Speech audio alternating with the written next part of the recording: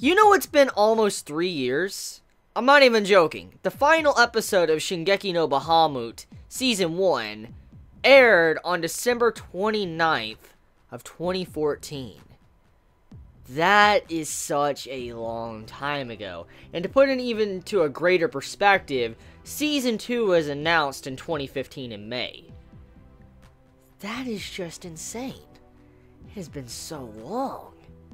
It has been so long since we have had a new episode of Shingeki no Bahamut.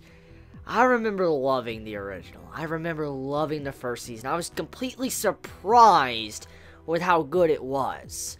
Just because I thought it was going to be something stupid or bad, and it turned out so good. Even it ended, I was sad that it was gone, and now it's back. It's back. Like, I've been waiting for this series since the end of 2014, and when it was announced in May 2015. And this is 2017. It's a long time ago that this was announced, and we finally have the first episode, and my god, the wait was fucking worth it. This first episode looked great. It looks so good. Art and animation, to the characters and everything, it has that same life that made me enjoy it the first time around when I saw Season 1. I could definitely see all the little quirks about it that I truly appreciated. And so many that don't know about this series, this might be your first time ever hearing me talk about Shingeki no Bahamut.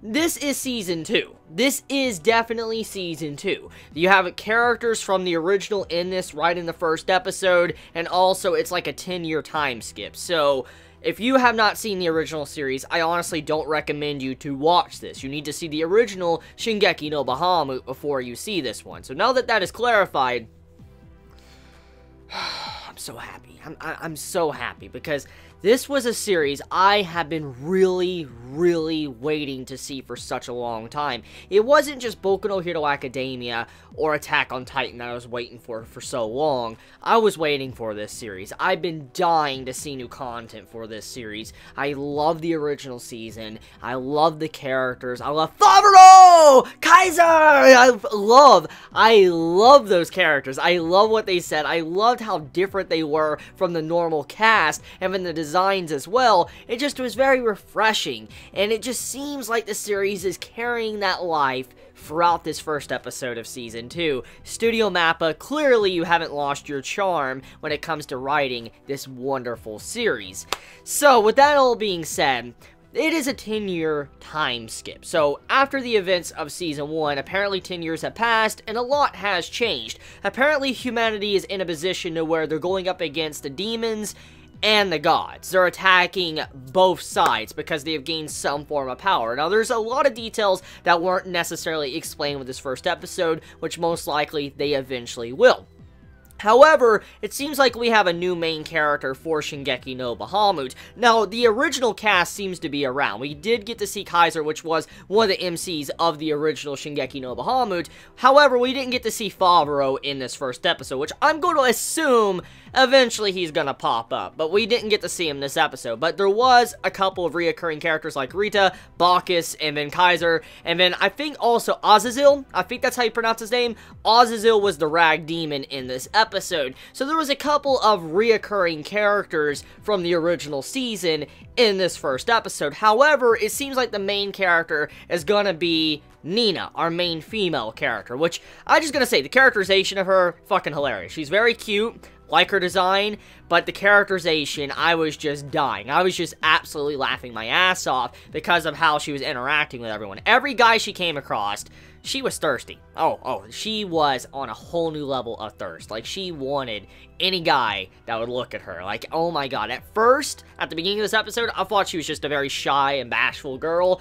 But then, every time she saw a new guy and she was looking into their face and eyes, all of a sudden, she just has this, like, you know, rapid heartbeat. And I'm like, oh my god. Like, she straight up is thirsty. I guess we understand the title of this series now, Virgin Soul. Just like, oh my god. But, besides that, though, So far, the character, the main female character, Nina, she seems like she has a lot of personality, and so it seems like she will fit in with the cast of characters we already know and love from Shingeki no Bahamut, so I don't feel like there's necessarily going to be a problem with her. I noticed that there's a lot of strength. Like, she has a lot of strength. That was clear as day in this episode, that she is definitely different from the normal person, and from the way the end of the episode is, you could assume that she is the dragon as well. She transforms into the dragon, and then she wakes up with Rita right in front of her, so I'm glad to see her back as well. I'm glad to see a little zombie Rita girl back at the end of, this first episode.